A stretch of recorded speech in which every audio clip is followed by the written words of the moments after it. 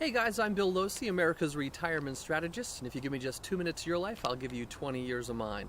Today I have another question from one of my retirement intelligence subscribers. I'll get to that in just a second, but first a moment to tell you who I am and why the heck you should listen to me. In case you don't know me, I'm the former resident retirement expert on CNBC's On the Money.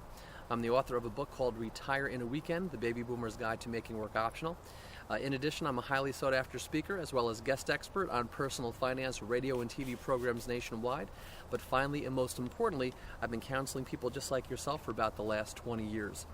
So recently I got another question from one of my subscribers, and this one says, "Dear Bill, I'm getting closer to retiring and everything I read says I should get more defensive in my portfolio. Does this make sense for me?" And my standard answer will be this: it depends. Unfortunately, you didn't tell me about your financial situation, you didn't tell me what your age is, and those things have a lot to do with whether or not you get more defensive. I think the real issue here is this, is that, as you're thinking about retirement, especially if you're in your 50s or in your 60s, you start hearing that you should get more defensive when you retire. Well, my question is, what do they mean by get defensive? Does that mean you go all to bonds or all to cash? Or does that mean you still retain some in stocks? Fact of the matter is, I don't think you're being compensated for risk by having more than, say, 60 or 70% of your portfolio in the stock market.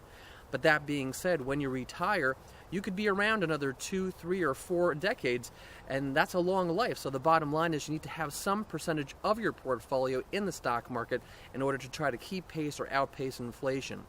So what I generally recommend for somebody like yourself is that you want to have no less than 30 or 40% in stocks, maybe as high as 50 or 60% in stocks, but there's a lot of gray area in between, and it all depends upon a lot of other factors like, do you have a spouse? How big is your portfolio? Are you still carrying a mortgage? Are there any health issues or concerns? Are there still kids or aging parents at home?